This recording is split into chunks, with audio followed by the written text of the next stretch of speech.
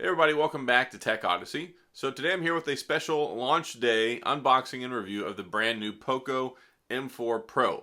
Now I've covered a lot of these phones before, and the reason I like them is because they bring so much to the table at a very low price, and it even has 5G now. It's got the Dimensity chipset, so there's a lot of decent stuff in here. 6 gigs of RAM, 128 gigabytes of storage, and a big 6.6 inch screen, full HD plus, 90 hertz refresh rate, which you guys know I'm all about the enhanced refresh rate. So today we're going to go through, do the unboxing, take this sucker out of the box, and do the review on it so you can see if this is something that fits into your price tag, your budget point, or if it's something that just generally interests you, because there's something here for a lot of people. Now, before we get into this, I do want to say if this is your first time stopping by the channel, thank you for being here. If you enjoyed the video, please hit the like and the subscribe button and the little notification bell if you want updates when new videos come out. Let's take a look at the POCO M4 Pro.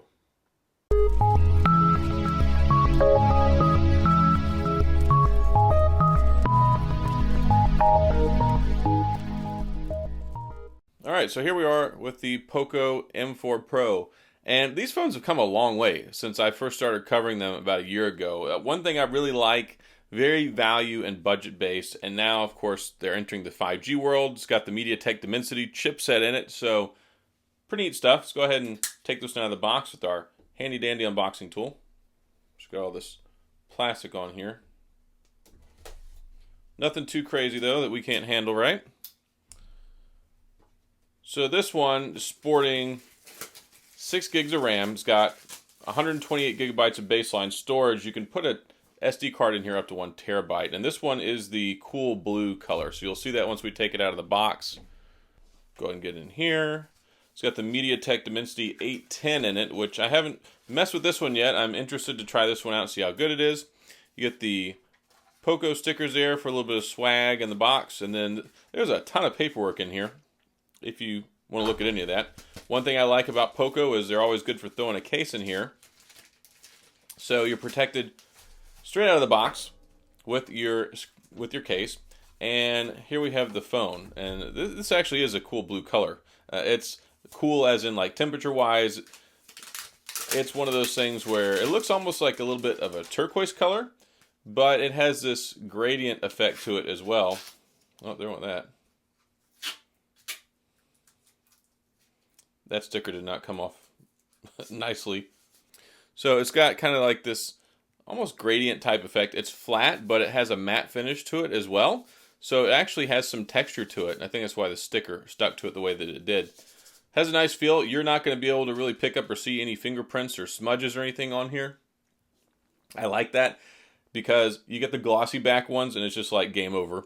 This one is neat. It's got a 50 megapixel primary camera with AI, and then you've got a 16 megapixel front-facing selfie camera.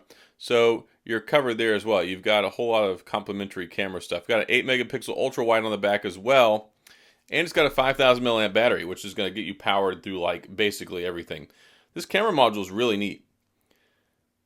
It's kind of neat how they have the branding that goes all the way over here now instead of just having the one big plate. Granted, this is just designed, it's textured just like the back here. It's like a black texture.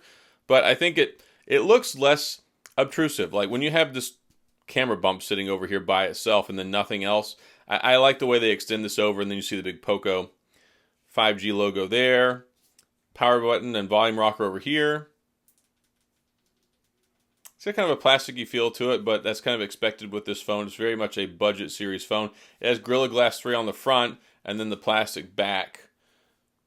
Stereo speakers, so you got a speaker up top and speaker down on the bottom. So you're going to be covered there, USB-C, and also a headphone jack, which is nice. Let's go ahead and fire this one up.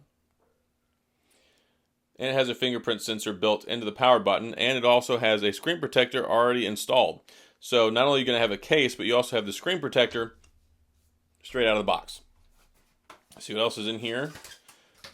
And we have a charging cable, which is a USB Type A to Type C connector. So you're good to go there. If you buy one of these and you're in the US, you're going to be out of luck with this power brick. But it does have a included 33 watt power brick, which is going to get you recharged pretty decent. It's nice that they throw it in here already, so you don't have to worry about going and picking one up. So if you're in a country where this works, you're good to go. If not, you're still, well, hopefully you have a charger at home. And that's pretty much it for the unboxing experience. I got to get this set up. As you can see, the latest and greatest running Android 11. Definitely will get upgraded to Android 12. Hopefully in the near future. They're pretty good with software updates for the operating system stuff, but I think it's a nice looking phone, and it's something I really like this. I like this like textured back here, this matte finish. Plus it looks really nice with the color. Good job there for POCO. Anyway, yeah, so let me go get it set up, and then we'll come back with the rest of the video. And here we have the M4 Pro. This is the cool blue color. It also comes in two other colors, the fabulous POCO yellow, and also there's a black color. So 3 color options to choose from. You can see here, it's got a pretty hefty camera module on the back, but that's because it's got the LED flash, it's got your 2 cameras. It's got a 50 megapixel camera on the back, along with an 8 megapixel ultra wide. So there's no telephoto here, but you can get your primary camera shots, you can get your ultra wide shots, and I think that's enough for most people. This is a lower price phone, it's a budget series phone, that's what POCO is all about. So I guess they decided, hey, if the iPhone 13 doesn't need a telephoto, then neither does the POCO M4 Pro. I like the branding on the back, it helps it stand out, it goes really well with the color. You've got this nice flat color on here, which is cool. It's also kind of a matte texture, which you can hear that a little bit. It's not going to pick up fingerprints, and to avoid the fingerprints and to keep it safe, it comes with the case anyway, like we already saw inside the box. So you've also got a 16 megapixel camera on the front, along with, it's already got a pre-installed screen protector. So that's another thing I love about these guys. Straight out of the box, you're protected. You don't have to worry about any of that stuff. It's got stereo speakers. You got one speaker up on the top, one down on the bottom, and the sound I think is pretty good. I have noticed that the speaker on the bottom is stronger, it's more predominant than the one up top. Maybe that's just my model. I'm not sure if it's supposed to be more evenly distributed, but this one, I mean, the sound is perfectly good. But I did notice the one on the bottom is louder. 5G. It's got the Dimensity 810 chipset, 6 nanometer technology. It's pretty tiny. And that's one of the nice things as technology's progressed over the last couple of years. We've got these much smaller, thinner processors that give you more power. They use less juice. And this one has a 5,000 milliamp battery. So you're going to be covered all day long, should have no problems. If the 33 watt charger works in your area, or if you have one that you can use at home on your own because of the international charger, 33 watt charging, it recharges up to 100% in just under an hour, which is pretty darn impressive. So that's also nice. In the event that you do manage to kill this somehow, playing some games, just leaving the screen on, streaming stuff for 8 hours straight, you can top it off and recharge it really quick. So that's also a nice feature. No IP68, no IP67, so there's no dust and water resistance. There's no wireless charging. That's pretty much standard fare whenever you get a POCO phone. That's one of the reasons why it's so cheap, is because they take some of that stuff out. One really nice thing is it has NFC now. So you've got NFC, you can do your wireless contactless payments, Google Pay. Download it, set it up on your phone, you're good to go. It works out really well. I like that a lot.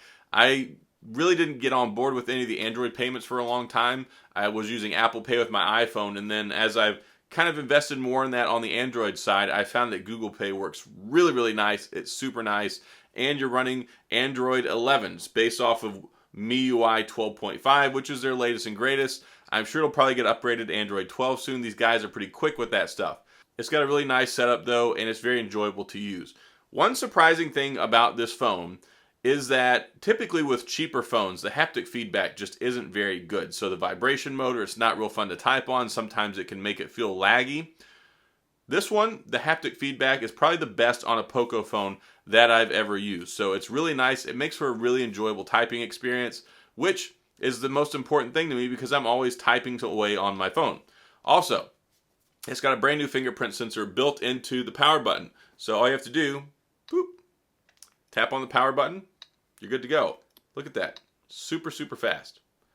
So you're good there. And then if you don't want to use that, you can do it, ta-da, facial recognition. So it's got face scanning on here too, so you can just pop it on, unlock super quick. So the biometrics on here, top notch, super fast, very, very accurate. I like that a lot, especially as I've been using like my Pixel 6 lately, and it takes forever for it to recognize your fingerprint. So big positives there.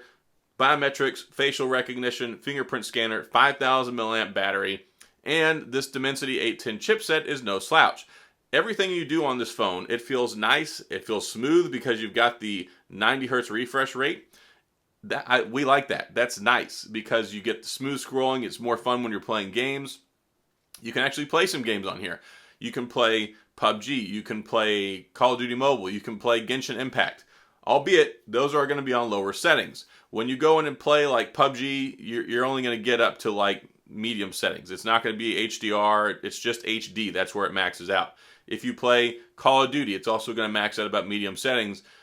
I think it could push a little bit more, but the thing is I don't think that the resolutions are supported or the textures for the Dimensity chipset, and that's why. A lot of the games that are programmed, all that extra stuff, they're optimized for the Qualcomm chipsets, but this one, it's actually kind of in your best interest anyway, because if you turn it up higher, it's not going to play as well. So, looks perfectly good. You can play Call of Duty Mobile, War Robots, PUBG, Genshin Impact, and it works just fine. So, is it a ultra gaming phone where you're going to max out everything on it? No, it's not. But you can play in a very enjoyable manner. And one thing that really surprised me with playing games on here, it didn't really feel like it got all that warm. Sometimes you can play games on phones and it's just like instantly the phone gets really hot. I didn't really have any problems with it. So I do want to report that was a nice thing on here as well. But solid design, and it's nice and it's thin. It's under 200 grams, so it's not even half a pound. It's not like an iPhone or some of these other ones that are super, super heavy. It's thin, nice profile, Gorilla Glass 3 on the front. It has plastic on the back, so there's no glass on the back here. And to talk about the cameras a little bit, you've got the 50 megapixel primary camera and the 8 megapixel ultra wide. They're very capable. It's not something you're going to go out. It's not pixel quality. It's not iPhone quality. But it is good enough for what you get here with this phone. I think the phone's a pretty complete package, especially in a budget tier offering. You're going to get a nice phone. And this isn't like before. Like when I first started covering a lot of these cheaper budget phones, there were compromises. And a lot of it had to do with the chipset. Nowadays, with especially these new Dimensities, it feels fast, it feels zippy, it doesn't get bogged down, it doesn't feel laggy. 6 gigs of RAM is perfectly fine for what you're getting here and what you're going to do on it. So I think they did a good job. The picture quality, like I said, if you're out, you got nice sunshine. It's got HDR, which you can take advantage of as well. I put it on auto so it can kick in whenever it wants to. I took some picture samples. You can see those here. And I think that it did fine. You got portrait mode, you've got slow-mo, you've got time-lapse, you've got some other neat little features in here as well. It's a perfectly capable little camera. It's going to suffer at nighttime because it just doesn't have the biggest sensor. It doesn't have the best sensor in the world. So it's not really for night mode pictures. But if you've got ideal lighting, then you're going to get, I think you'll be happy with what you get. It's perfect for TikTok and posting pictures on the gram and on Twitter and social media. Is it going to win any National Geographic awards? No, it's not. But it's going to provide you with a very handy and capable camera in the event that you do want to take some photos. So that's probably the best thing I can say about it. It's not bad, it's not great, but it's there. And then the selfie camera is kind of the same. 16 megapixel camera. You can see the selfie quality there. And I went outside. If you get in the direct sunlight, it's going to wash it out a little bit. It just can't handle that much sunlight exposure very well. But as long as you've just got normal, everyday, adequate lighting, you're not standing in the brightness of the sun, you're going to be fine. And then talking about the sun, you can actually see the screen outside. Now, it's under 500 nits brightness, which is not the brightest in the world. I think it's about 450, if I remember correctly, 400, 450. It would be better if it were higher. That's one of those things. It's an LCD screen, so that is a little bit better whenever it comes to brightness. And I think being outside, the AMOLEDs, whenever they're lower, darker, just because of the blacks and the color representation, I think the LCDs do manage a little bit better in the brightness, but you can see it when you're outdoors, so I was surprised by that. I was expecting it to be kind of dim and stuff, but you got to turn the brightness all the way up. It's not one of those ones where you can have it like halfway, and if you use adaptive brightness, it'll automatically crank it up. But I've been pretty impressed with it. It's a nice, solid little phone. They did a good job putting it together. It looks nice. It looks sleek. It's a sharp-looking phone. Like if you saw this on a shelf here in the U.S. on a carrier shelf, you'd probably walk in and go, wow, this cool blue color, 50 megapixel camera, big 6.6-inch screen. They went big with this one in an affordable way, and I think it's going to pay off. I think if you pick this phone up, you're going to be largely happy with it. Important caveat here with the 5G. Here in the United States, our 5G bands and our 4G, all those stuff, it's different than internationally. But it does have some of the same bands that we use. If you have T-Mobile, Metro by T-Mobile, or Mint Mobile, it should work fine for you, I think. I think you should be able to use it. But beware if you get it with AT&T. AT&T does not allow phones that it doesn't support on its network, and that's something they're very aggressively kicking these phones off their network. So if you've got AT&T, this phone is going to be a no-go, just because even though it has 5G, even though it supports voice over LTE, you can't use it on their network because they don't carry the phone, they don't support it. So T-Mobile and their carriers, you should be fine. AT&T, you're going to be missing out. This is not a Verizon capable phone. So pretty much if you're in the US, T-Mobile's about it. Internationally, I don't know about what your carriers are like there, but this is it's the international model. So you should be able to use it in most markets without problems, as long as you have crazy networks like AT&T where you live. So in addition to all that, you've also got expandable storage space. You've got 128 gigs of internal storage, but you can toss another SD card in there and you can get up to 1 terabyte, which is a whole lot of storage space. That's like a ton. So you can put a 128, a 256, a 512, a 1 terabyte, perfectly covered. And in addition to that, you've also got an IR blaster right here up top, which is nice because if you want to control your TV, control some other stuff, this is one of those features that used to be in a lot of flagship phones years ago that now they've decided isn't important anymore, so they don't ever include it. IR blaster. You've also got Bluetooth 5.1 for your wireless earbuds and headphones and all that good stuff. And you've got a traditional headphone jack on the bottom as well, so you can use that. So you're pretty much covered all the way around. Want to watch movies on it and play games? Big screen. Want to watch and play all day? You got a 5,000 milliamp battery. Worried about recharging it? You can recharge it in under an hour with the 33-watt charger.